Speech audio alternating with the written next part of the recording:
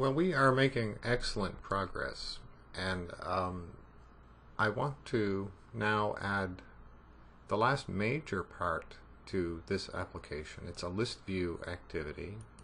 So remember the original design for the history of the bowling scores was going to look like this. That looks much nicer than what we actually will come up with in this video. But that's where we are now. We need to see the historical data that gets entered. So here's the app, and the save button works, and it puts the data in the database, but the show history button doesn't do anything as of right now.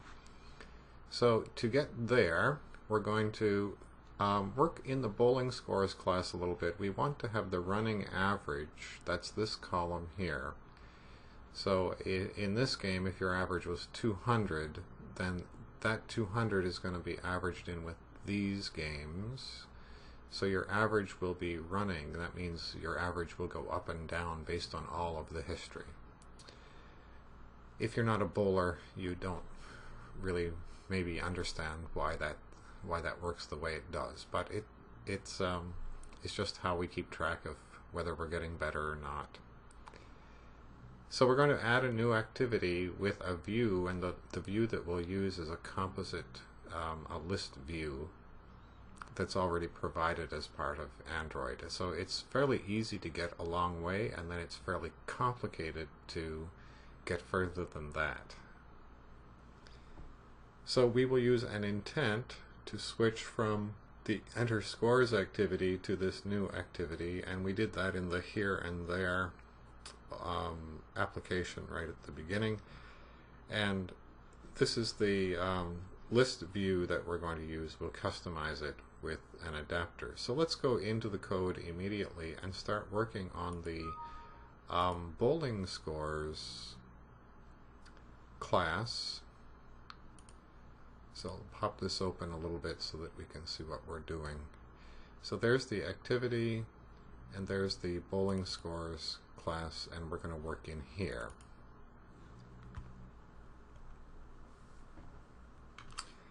So this should be kind of familiar to you. We're in the bowling scores class, and we're going to add some typical Java stuff, and we're also going to whatever that means, we're going to add one more instance variable in here. It will be the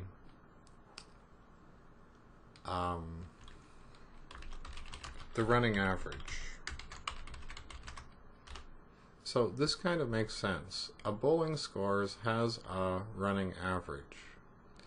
So each week, or however often you bowl, you will have a new running average. That running average is associated with this date.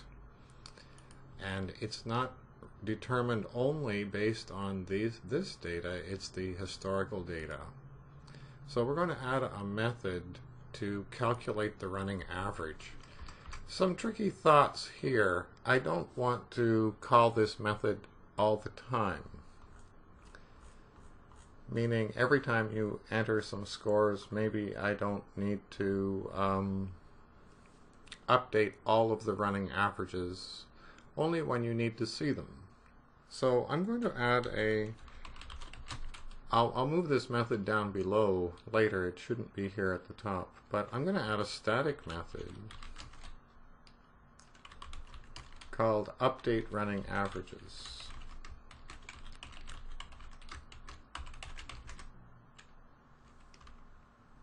Well, I wasn't looking at the keyboard. Update running average. And it's going to take an array list of bowling scores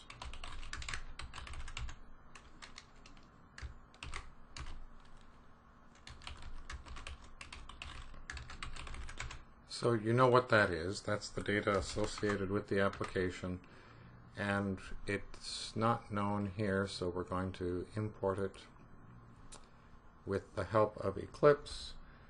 Now, let's start out with keeping track of how many weeks have gone by, and we'll initialize that to 1.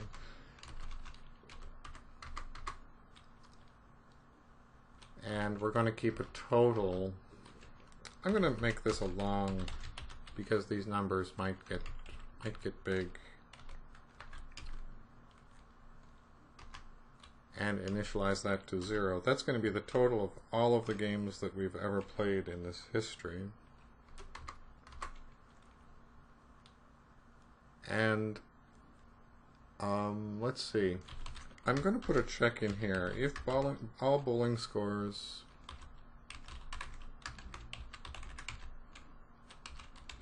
size is greater than 0, that means that we have some data to work with.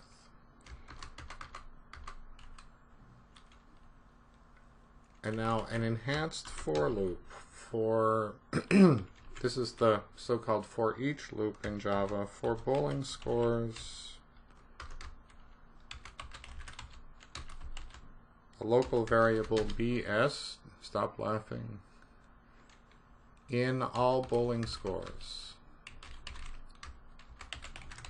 So do you know what's happening here? Each time through this for loop, we will take one object of type bowling scores out of this array list, and it will be known as this local variable BS.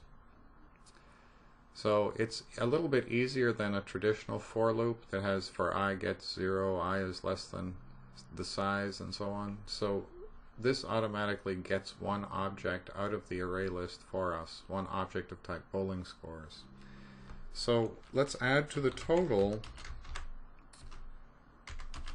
the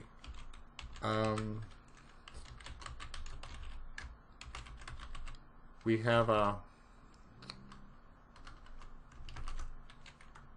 method already to calculate the series score for that bowling scores object.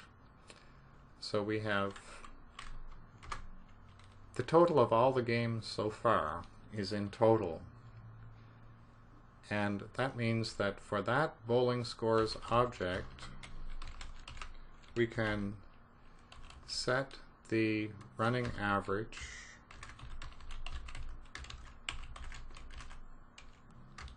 to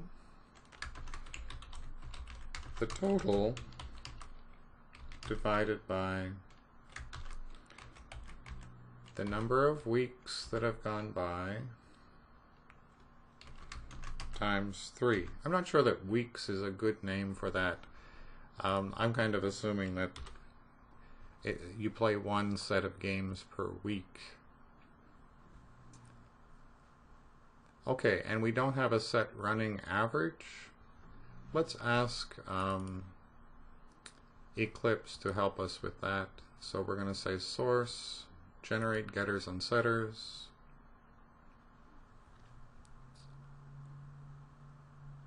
Get and set running average.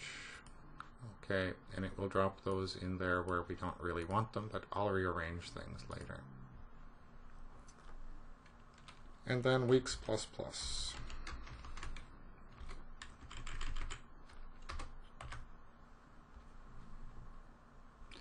So it's really that easy. The tricky part of this is, when do we want to call this method? And I think we should call it when we need to display the history. And that's the only time that you actually get to see the running average of your bowling scores.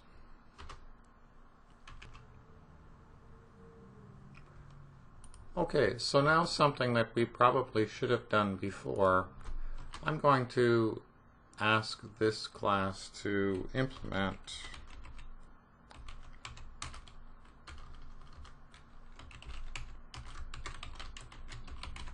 the comparable interface, and I'll use the new generic form.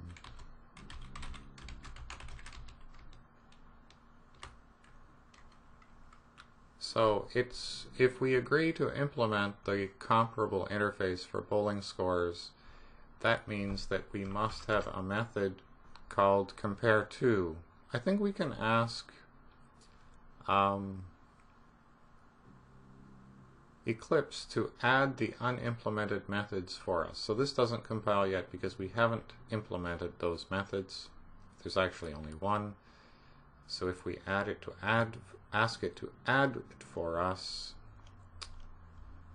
and it put it way down here at the bottom. That's okay.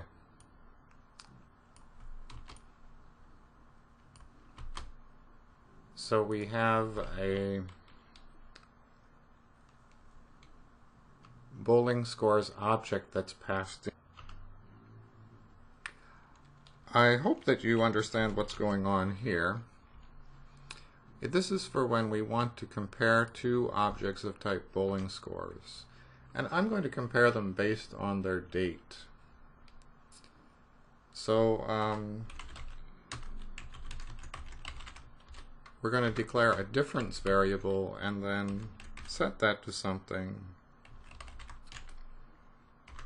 and then return it. So return 0 would mean that they all are the same. We're going to return the difference between this and that. So this is the object that was used to call this method, and that is the object that was passed in. And I'm going to use the date object in this and use its compare_to method and compare it to that. So do you see what happens? If we just compare,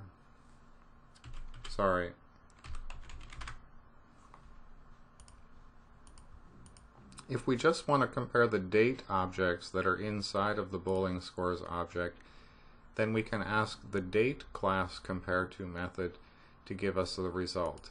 And if you feel like it, you can do a this dot here. So this dot date compare_to that dot date. Okay, we need to override the equals method. So public boolean equals, and it takes an object of type object, and I'll also call it that. So in this case, what we want to do is compare two bowling scores objects for equality. And I'm going to say that these two, this and that, bowling scores object are equal when their dates are equal.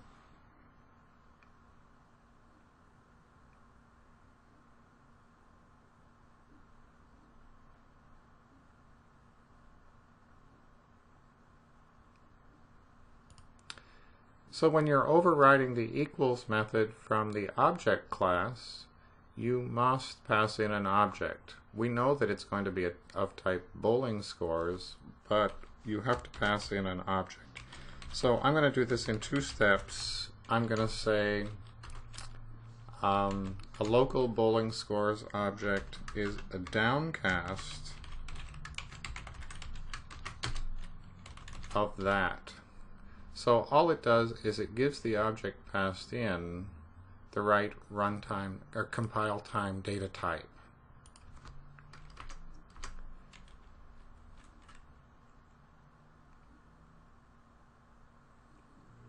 So all in one go, we can say return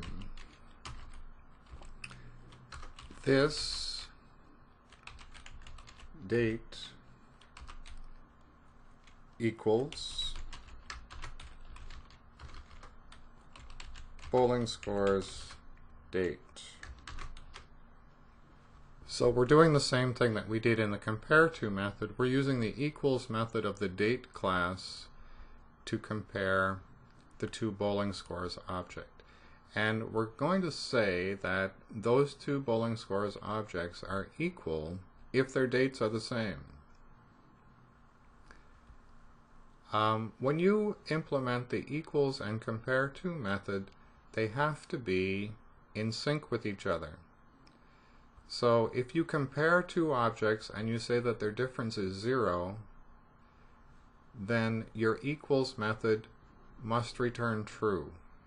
Does that make sense? If the difference between two objects is 0, then they must be equal. And conversely, if the equals method returns false, the compare_to method must not return 0. So these two methods, equals and compare_to, need to be in sync with each other. And I'm going to move these up above the toString method. It's just kind of the way that I like to find things. Go up to the top. This accessor and mutator, I'm going to move those down with the other accessors and mutators.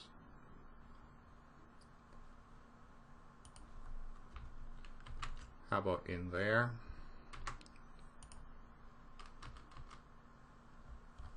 And this static method, to update the running averages, I'm going to put that down near the bottom as well, just above the toString.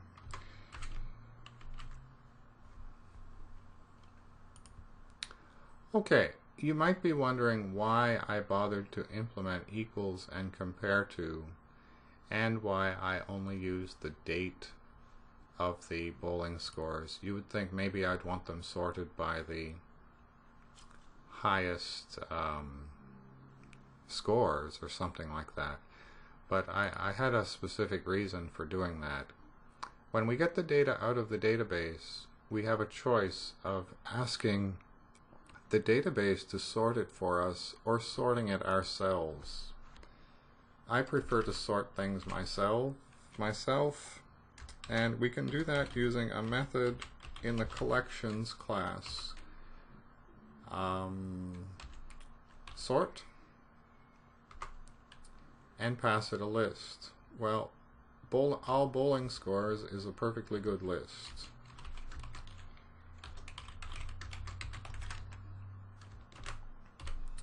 So a sort algorithm is provided for us, and we don't really have to do anything special. It can sort these objects, but it will sort them based on how we decide to compare them to each other. So we decide which one comes before which one by implementing compare to and equals, and then this algorithm looks at the objects in this list that we passed it, and it calls those objects compare to and equals methods.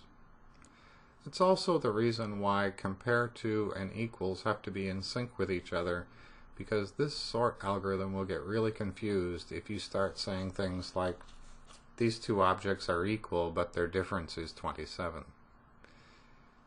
So the sort algorithm is expecting that you would have met the contract of implementing those two methods.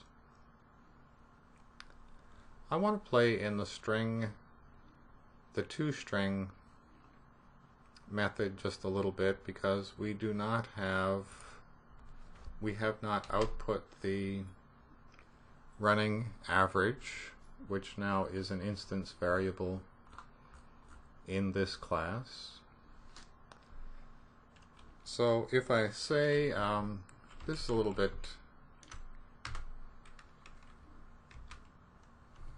jammed up here. When you break a line in Java, you take the operator with you to the beginning of the new line. So if I put I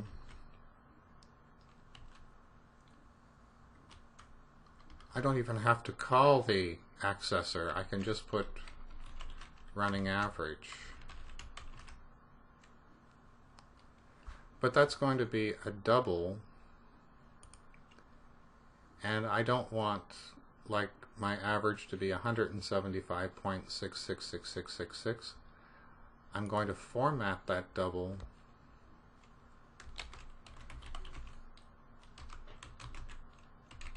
using the static format method out of the string class. So if you're a C programmer, %.1f might mean something to you.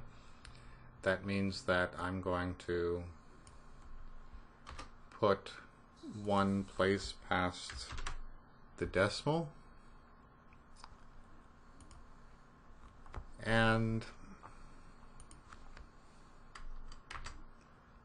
let me see, what do we have now? We have the database ID, and then we have the date formatted as a medium.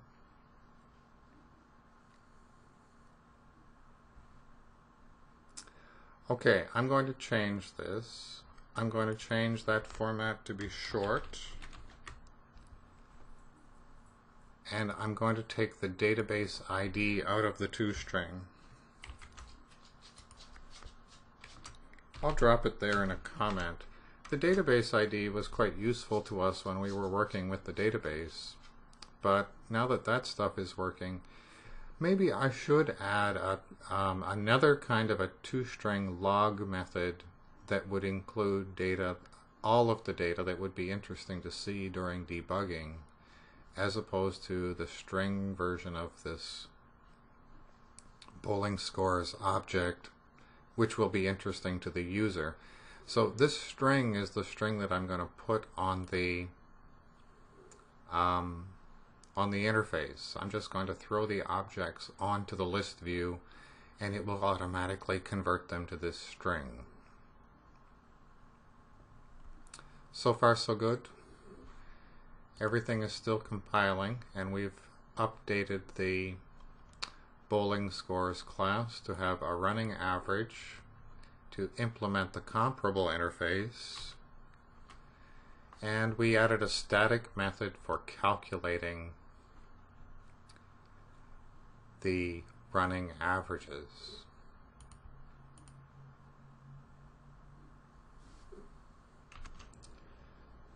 So the next thing that we need is a layout for the history activity.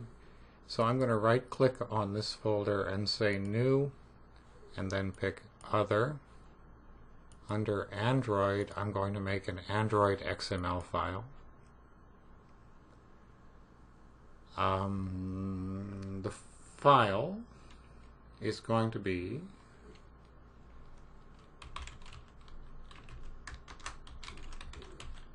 history layout .xml, and the root element is going to be a linear layout. That's the default, and that would be fine. See what that gives us. Okay, so it does give us a place to start building the layout for the history, and the properties of the linear layout that it gives us, let's just peek in here. Oh, I don't have many pixels, do I?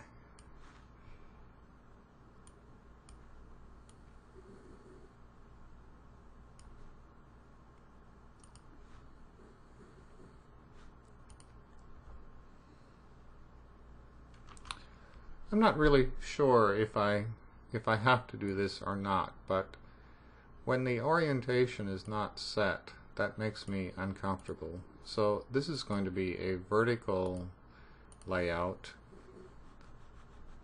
and the background, we already have an image someplace for that. Where is that image? Under drawable floors. Floor C, actually. I took 3 of them, A, B, and C, and decided to use C. Okay, so we have the same background in this layout that we had in the Enter Scores layout. That will give some consistency to the application. Now, I'm going to add to this layout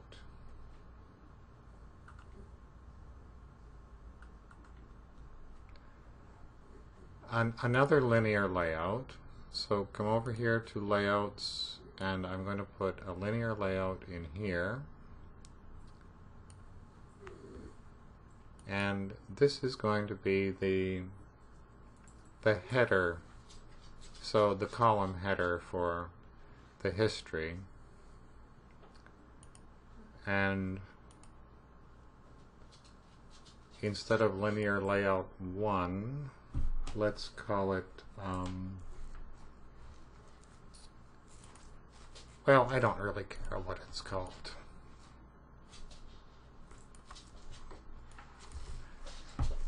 It's height, wrap content. That means it will be as high as it needs to be. And it's width, match parent. I'm okay with those. I want the orientation to be horizontal. I'm going to put some text in there. Okay, let's go into the widgets and say text view.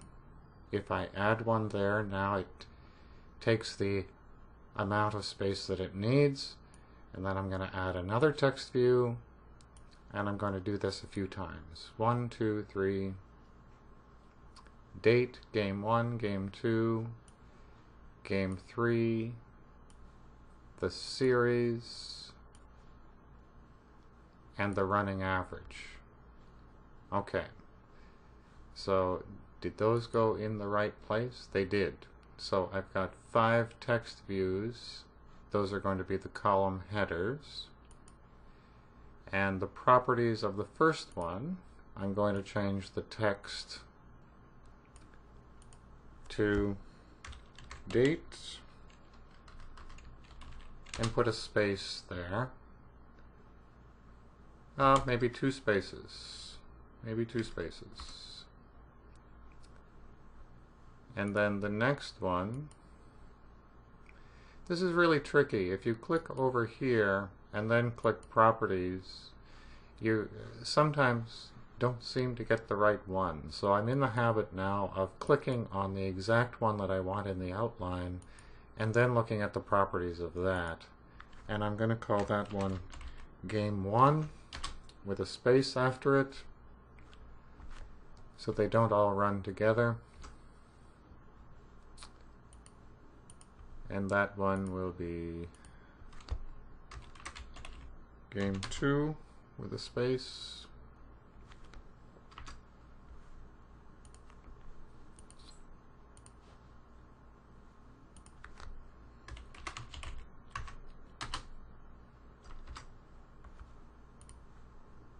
This one is for the series total. I'll just call it series.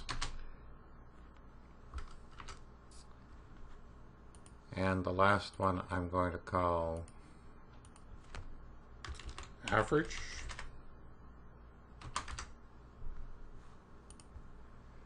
And there's still a little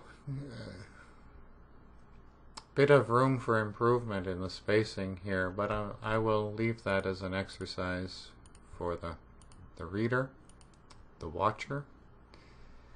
And now we need to add all of the data in here. And the good news is that some of this is already done for us. This is a very typical thing to want to put onto an Android app, that we have a list of things. So in the widgets that you have, one of them is called a list view. There are a whole bunch of these, and I can tell you that I kind of hit a snag here by trying to understand the most complicated one first. And I wanted it to appear exactly the way I wanted it, and I decided, okay, I'm going to first of all understand how this works. And I'm going to drop the simplest list view in here, and now we have list view 1,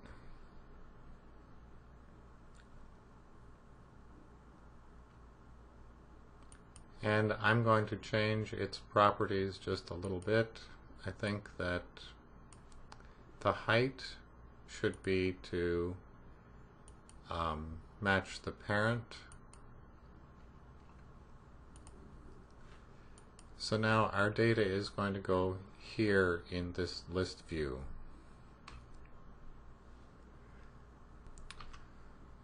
One more thing before I leave this. I'm going to add scroll bars, because we're going to have a whole lot of data in here at some point. So on the scroll bars, I'm going to add vertical scroll bars. Now, what I don't want you to do is to change the ID here. Oh, maybe we need to. Just a second here, this is tricky.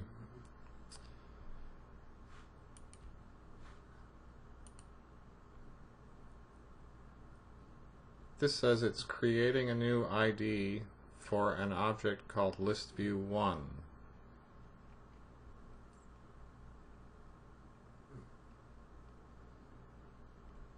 I don't want that.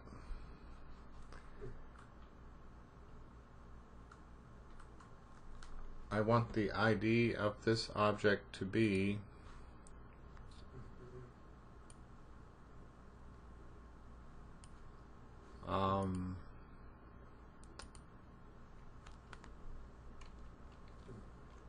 at Android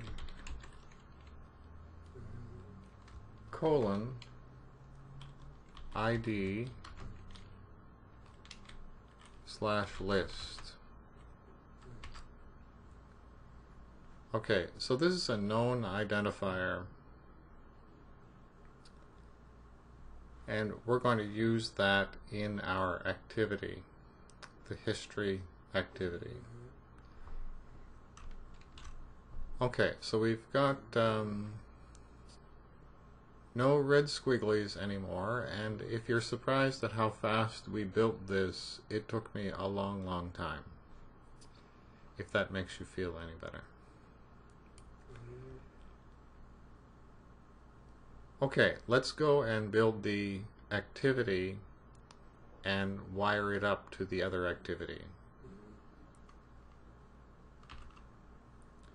So we're going to go back in here, and I'm going to create a new class, and I'm going to call this the history activity,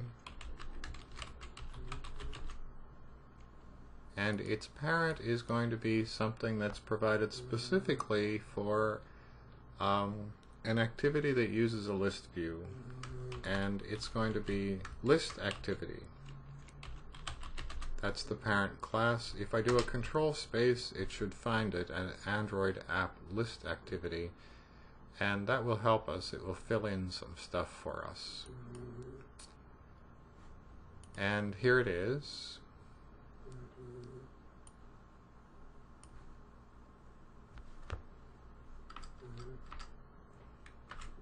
So what does this history activity need? We have to implement, you might remember this, it's been a while. We're going to ask it to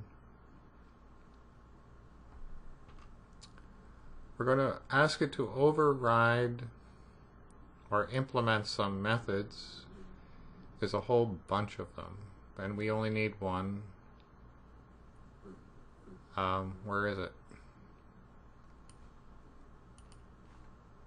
Under activity,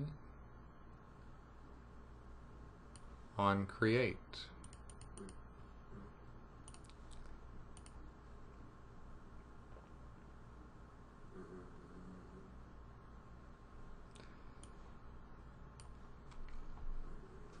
So this is the method that gets called automatically when an instance of this class is created, when this activity is created. Okay, let's add an instance variable to the history activity. Private bowling scores. No, it's an array list of bowling scores, sorry.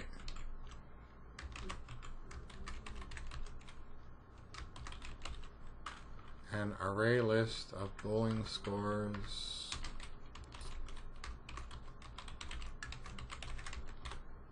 All bowling scores. It doesn't know about this, so let's import it. And we're going to get the data from the application. Remember that we did that once before, so the application is the kind of overarching class that doesn't have this temporary life cycle like the individual activities has. So we need to set the content view here, and the layout that we've created for it is in the R layout, and it is called history layout. Let Eclipse help you. It doesn't make as many typing errors as I do. So now let's ask the application for the data.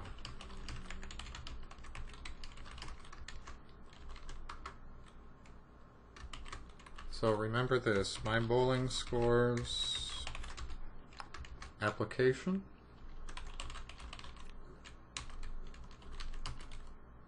the app gets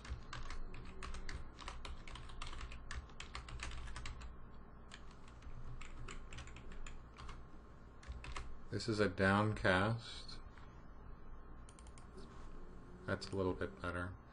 My bowling scores application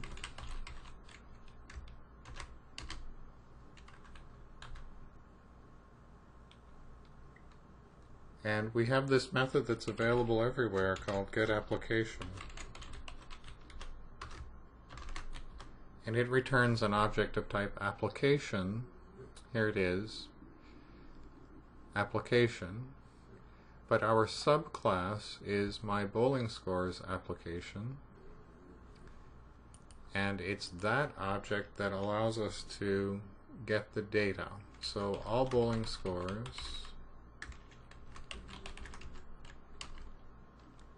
gets ask the app to get all the bowling scores. So far so good. We made a static method in the bowling scores class. So if we type the name of the class bowling scores, we should have, here is the static method that we created for updating the bowling scores, the running averages in the bowling scores. So remember that that information is not in the database, it's calculated, and we calculate it when we need it. So this, what do we have so far? We have an activity that when it's created, we assign this new layout to it, and then we go and get the data from the application, and we make sure that the data is updated, and now we have the job of putting that data onto the list view, onto the history layout. And this is the part that, well, it's easy to code when you understand what's going on, but it's difficult to understand conceptually. So there's something called an adapter pattern, and an adapter means that it's going to look after the job of putting the data into the view. So the adapter pattern looks like this.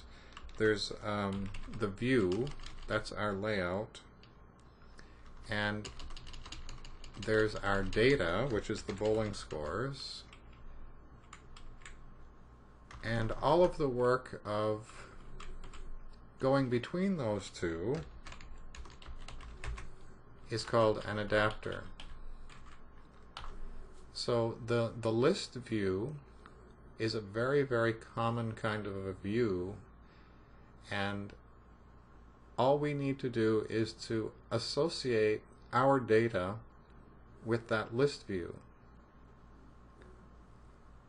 And we do that by assigning the list adapter. So set list adapter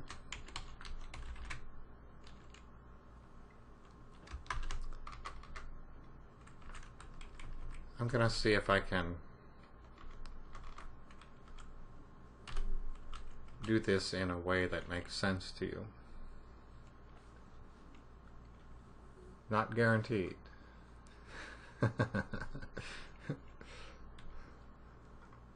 We're going to make an array adapter.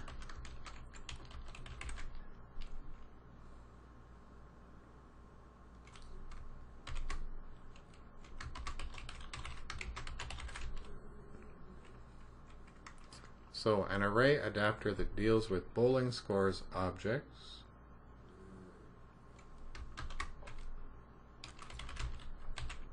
it needs a reference to the class that we're in, and it needs a reference to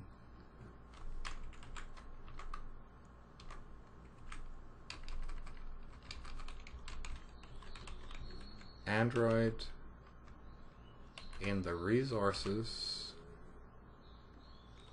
in layout.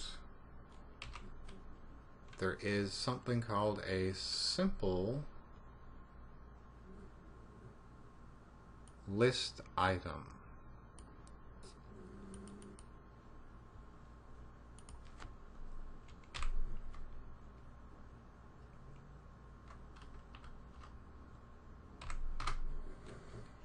And then we're going to put our list, all bowling scores.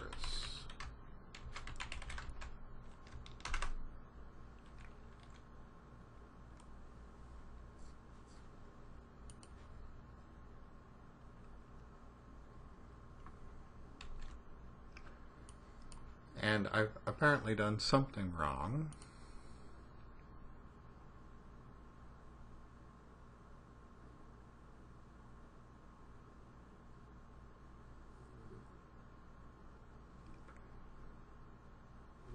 Oh, I see.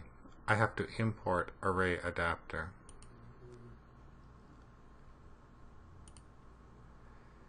Apparently I've done something else wrong. Oh, too many parentheses. Too many parentheses. I hope you were all yelling at me for that.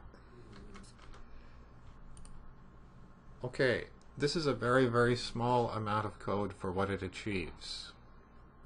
And it's also fairly difficult to understand. So there is something called an array adapter, and it plays this role of going between the view and the data. So all we have to do is to say that this list adapter that's associated with the list activity. So we got this method set list adapter because we're in a list activity. We're specifying that the items on the list are going to use this simple format, and each of the items in this array are going to be one item on the list. And if you're saying, well, that doesn't look at all like what I described, it's a lot of digging through the examples and the documentation. A lot of times I find that when I get stuck and frustrated, it's because I attempted to go too far in one step. And digging through the documentation is really kind of painful, and looking at the examples is a little bit more successful. So this is a very simple way of making an activity that has the primary job of displaying a list. So that's just so common that they provided it for us, that we would do it using their list activity class and their array adapter. Okay, so we have an activity, but it's not yet wired in. What does that mean? When we click on this button, it doesn't do anything.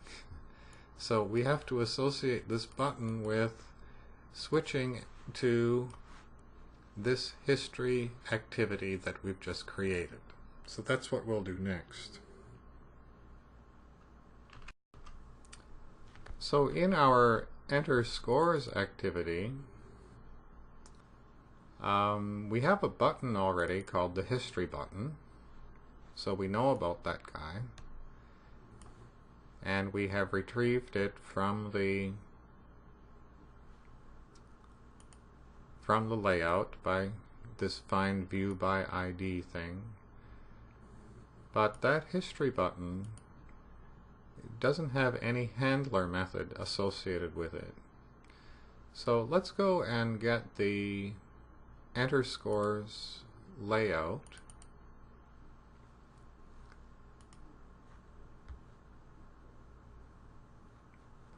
I'm not sure why this takes so long to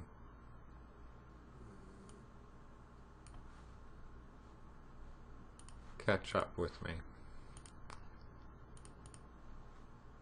Whoops.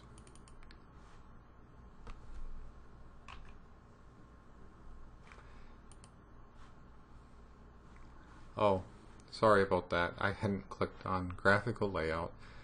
Okay, so the show history button is the one that we're interested in right now. And if we look at the properties of the show history button,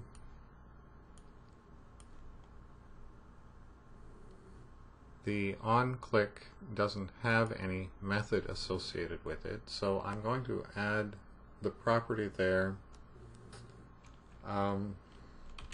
Handle show history click. So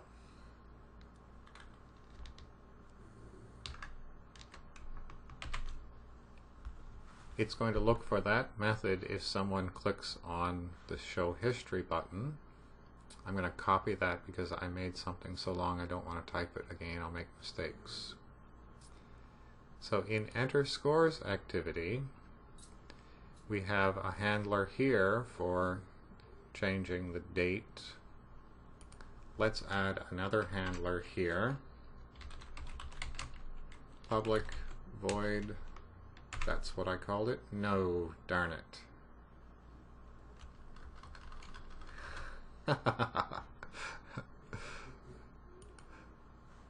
Handle show history click.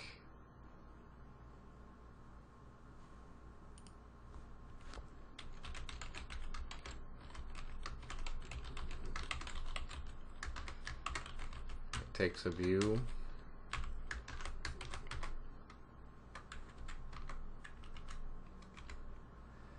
Now we're going to tax your memory and go way back to when we did the over here and over there application. We have to make an intent. And the purpose of the intent is to take us, in this case, it's to take us from one activity to another.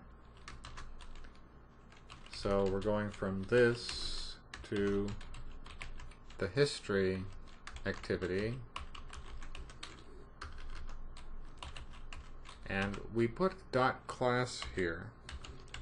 What this is really doing is it's going to say it will go and load the class file for history activity. So there's historyactivity.java. The compiled.class file is the target, and we need to import that one. So this is really fairly easy. Start activity and pass in the intent that we just created. And we're done. If someone clicks on that button, it will execute this and switch us to the history activity. Well, should we be very, very brave and just try and run the whole thing and see what it does? Do a save all, make sure there are no red squigglies, and I will put the, yeah, that's awfully big, isn't it? That's okay. Let's just run it and see what happens. Watch the console, and we can also look at what's going on in the DDMS. The DDMS is really very helpful, even though there's a whole lot of stuff going on in there. If an exception is thrown, it will be in there. Okay, so we've got a whole lot of bowling scores where I just hit enter, enter, enter, enter. And a space is missing there. So 300, 300, 300, and average is 0.0. So there's our first bug that we've noticed. And it seems like the emulator is now running the enter scores activity, which is the main one. And if we click on show history, it blows up. Please try again. Force the close. Okay, I'm kind of glad that happened, because you're getting that all the time and you're saying, oh no, it's horrible. Go into the log of the DDMS and try and find out where there was an exception. Okay, so here's where we got the data out of the database. Some of this I don't really understand what's going on. We started an intent, the one that has to do with history, so that's good. But then that's bad. We shut down the virtual machine. An uncaught exception. There was an illegal state exception. We could not execute method of the activity. From there, we were... So all of this is what was going on when that happened. Could not execute method of the activity. Does anyone know what happened yet? Because I think I do. Aha! Okay. Here's a better clue. The activity not found exception.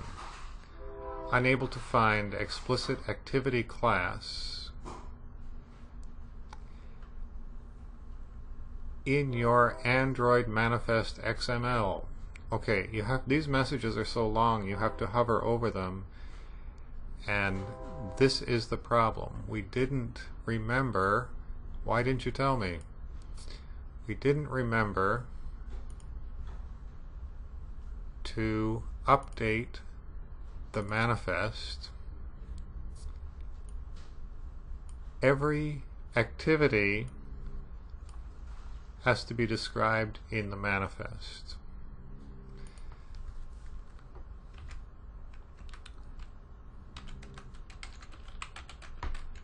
Whoops.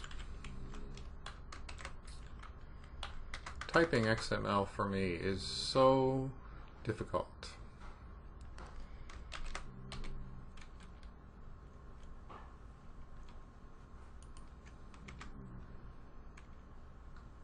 So what do we have to say about the activity? We have to say what the name of it is.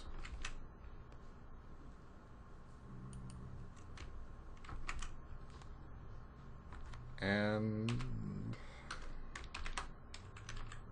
it is called history activity. We don't have to do anything other than that. Check the console and see if you've got any nasty parsing errors from typing XML incorrectly.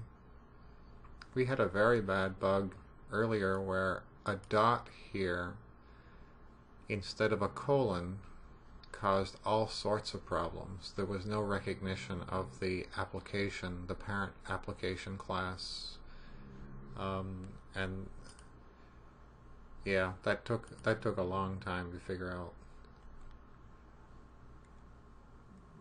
Okay, so I'm going to save this and I'm going to just run again and see what happens. So let's watch the console, probably from within the DDMS.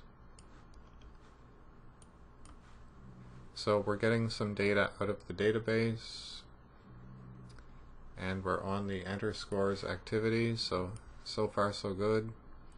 If I click on show history, so it's kind of working. So here's the header, here's the dates, the scores, and the average. And there's a whole lot of data in here where I just clicked save, save, save, save. Are these in order? 6, 9, 6, 10. The data is not very interesting for testing this. And we also have kind of an ugliness here where there's no space between the game. Oh, and the series is missing. So our toString method has got a few bugs in it. So we have a working activity. I'm going to go back and fix those obvious bugs in the toString method. How do we get from this activity back to the enter scores activity? Well, we're going to use the back button. It's the activities are on a stack called the back stack, and if you want to get to the previous one, you can just use the back button. And Android users will expect that to be the case. So I'm probably not going to, on the history, I'm probably not going to bother to put a button to say go back to the other screen, because people would assume that to get back there they would click the back button. Okay, so let's put that minimized for a second and go back into the Java perspective.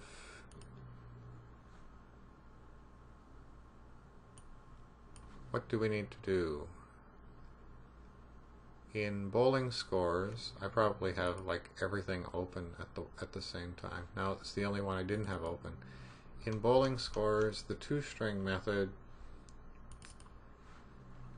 it has game 1, game 2, game 3, and then it does not have the series. I wanted to have the calculate series score. So let's put a space there.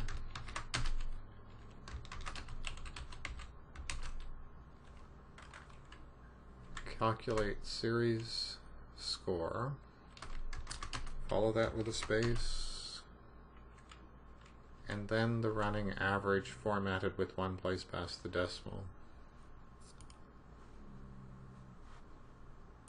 Let's see if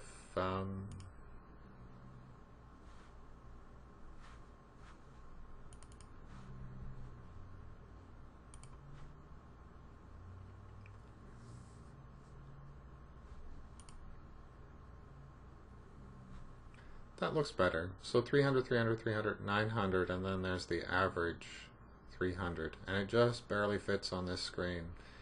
And the headers don't exactly match. And these don't exactly look like columns. A grid might be nice. But there's something that we can scroll through, and if we were on an actual device instead of an emulator, we could do things like flick to look through the data, go back, enter some more data. So that wasn't really as hard, or at least it didn't look as hard to you as the other things that we've done. But we have an application now with 2 activities and a database behind it, and we've still got some ugliness. This interface is not exactly what I would like. So what are we going to do next? Well, we have some polishing in the user interface, some user interaction issues, which I think we can fix fairly simply. So here's the big thing that we need functionally the application to allow the user to delete data that was entered incorrectly or it's too old, and I would like us to use the menu button for that. So we haven't used the menu button at all, and it will be fairly easy, I hope, knock on wood, to select data from that history list and remove it from the database. So we'll need a delete from the database. And then we need an application icon that meets the standards. We need to test it on a whole bunch of virtual devices and make some adjustments, and then test on physical devices and ship it, deploy it to the App Store. And I don't know if, well, we'll see. We'll see what happens.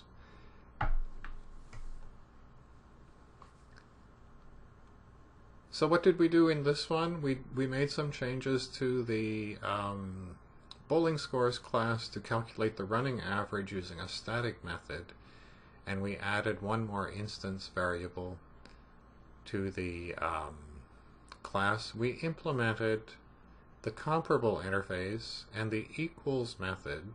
We implemented the comparable interface and we overrode the equals method so that we could sort the data using the collections class.